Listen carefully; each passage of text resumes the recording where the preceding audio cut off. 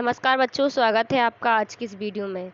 जैसे कि आप लोग जानते हैं कि एडग्रेड अभ्यास पुस्तिका मिल गई हैं, तो इस वीडियो के माध्यम से एडग्रेड अभ्यास पुस्तिका सामाजिक विज्ञान की कक्षा 8वीं की करने जा रहे हैं बच्चों।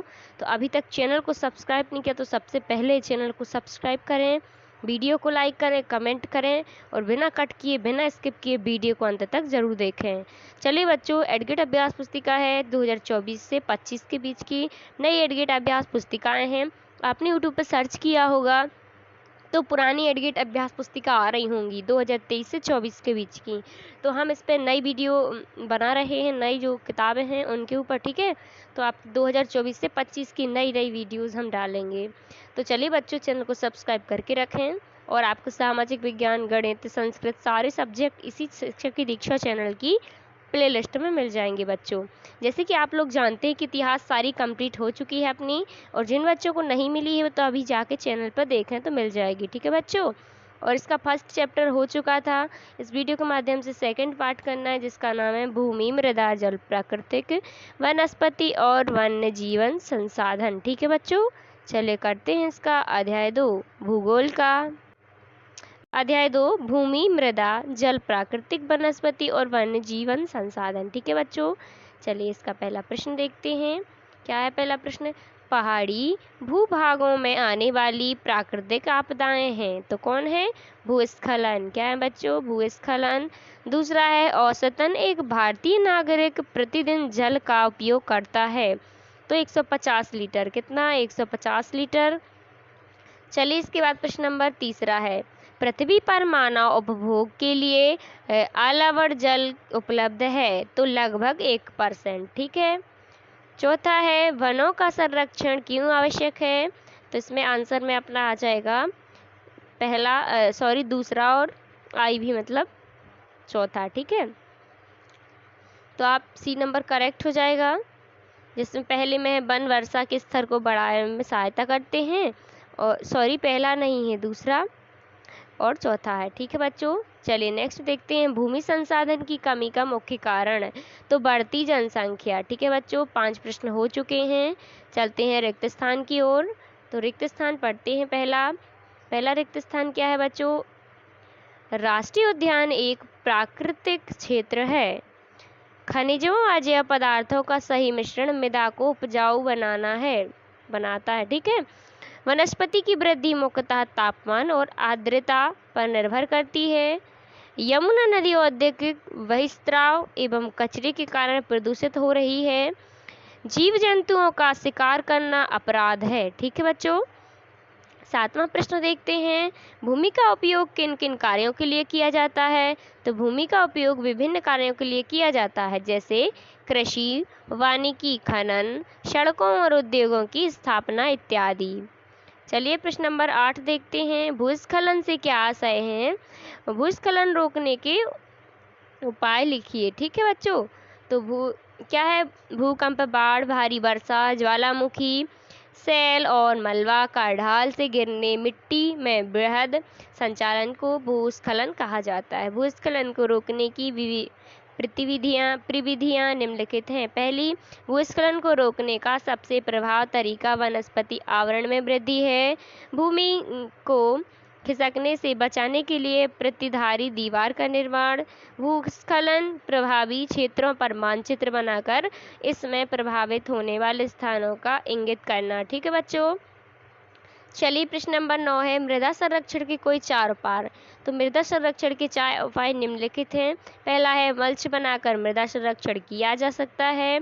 दूसरा है, वेदिका फोम द्वारा मृदा अपरदन कम किया जा सकता है।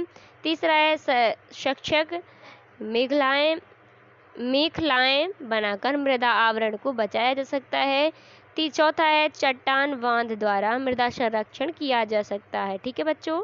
तो इस प्रकार 9वां प्रश्न आप कर सकते हैं। चलिए नेक्स्ट देखते हैं प्रश्न नंबर 10, ठीक है। धरातल पर जल कितने रूपों में पाया जाता है?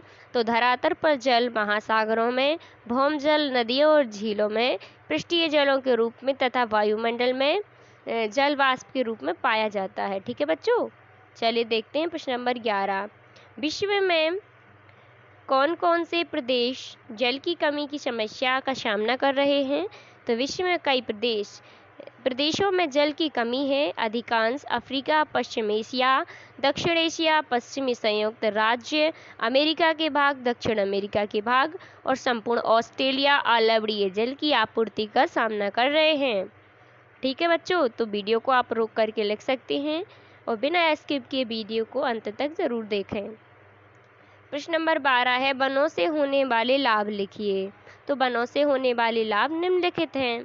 पहला है, वनों से इमारती लकड़ी, कागज, गोंद तथा रबर प्राप्त होती है। दूसरा है, वन प्राणियों को आश्रय और ऑक्सीजन प्रदान करते हैं। तीसरा है, वन मृदा अपरदन को रोकने में सहायता होती है। चौथा है, वन भूमिगत जल के संग्रह में सहायता करते हैं। ठीक है, चलिए 13वां प्रश्न देखते हैं। विश्व की वनस्पति को कितने भागों में बांटा गया, उनका वर्णन लिखिए। तो उत्तर में लिखना है, विश्व की वनस्पति को मुख्य 4 वर्गों में बांटा गया है। पहला, वन। तो भारी वर्षा वाले क्षेत्रों में विशाल वृक्ष उग सकते हैं। वन प्रचुर जल आपूर्ति वाले क्षेत्रों में ही पाए जाते हैं।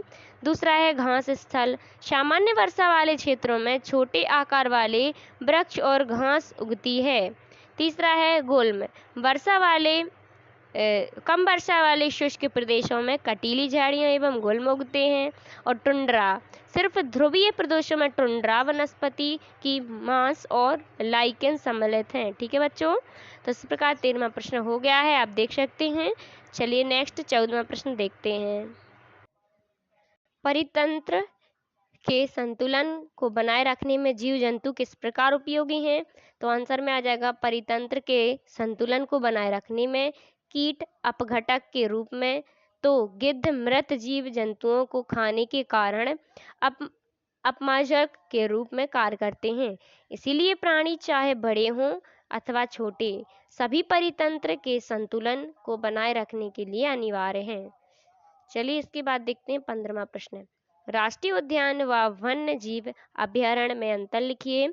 तो राष्ट्रीय उद्यान वन्य जीव अभयारण्य में अंतर निम्नलिखित हैं। पहला क्या है, राष्ट्रीय उद्यान में मानव गतिविधियों की अनुमति नहीं होती, जबकि वन्य जीव अभयारण्य में मानव गतिविधियों को अनुमति दी जाती है। दूसरा है, राष्ट्रीय उद्यान की सीमाएं निश्चित और परिभाषित होती हैं, जबकि वन्य जीव अभयारण्य की सीमाएं निश्चित नहीं होती। तीसरा है, राष्ट्रीय उद्यान ज़्यादा सुरक्षित होता है, जबकि वन्य जीवन अभयारण्य राष्ट्रीय उद्यान की तुलना में अधिक सुरक्षित नहीं होता। चलिए इसके बाद देखते हैं प्रश्न नंबर 16। ठीक है, CITES को पूर्ण रूप में लिखिए, इसकी स्थापना क्यों की गई। तो राष्ट्रीय उद्यान व वन्य जीव अभयारण्य में अंतर निम्नलिखित हैं। पहला क्या है, तो पहला है, राष्ट्रीय उद्यान में मानव गतिविधियों की अनुमति नहीं होती, जबकि वन्य जीव अभयारण्य में मानव गतिविधियों की अनुमति दी जाती है। दूसरा है, राष्ट्रीय उद्यान की सीमाएं निश्चित और परिभाषित होती हैं, जबकि वन्य जीव अभयारण्य की सीमाएं निश्चित नहीं होती। तीसरा है, राष्ट्रीय उद्यान ज़्यादा सुरक्षित होता है, जबकि वन्य जीव अभयारण्य राष्ट्रीय उद्यान की तुलना में अधिक सुरक्षित नहीं होता। ठीक है, तो इस प्रकार 16वां प्रश्न कर दीजिएगा। नेक्स्ट 17, मृदा परिच्छेद का नामांकन चित्र बनाइए। तो आप मृदा परिच्छेदिका का इस प्रकार चित्र बना सकते हैं बच्चों, देखिएगा। ठीक है, और नाम भी लिख दीजिएगा। इसके बाद 18 में दिए गए चित्र को ध्यानपूर्वक देखकर प्रश्नों के उत्तर देने हैं। तो यहाँ पे इस चित्र को देखना है। फिर उपयोग चित्र क्या दर्शाता है, तो उपयोग चित्र वेदिका फॉर्म दर्शाता है। ठीक है, दूसरा, यह चित्र किस विधि की कृषि का उदाहरण है। तो यह चित्र वेदिका विधि की कृषि का उदाहरण है। यह फॉर्म किस तरह के स्थानों पर बनाए जाते हैं। तो यह फॉर्म चौड़ी, समतल, सोपान अथवा वेदिका तीव्र ढालों पर बनाए जाते हैं।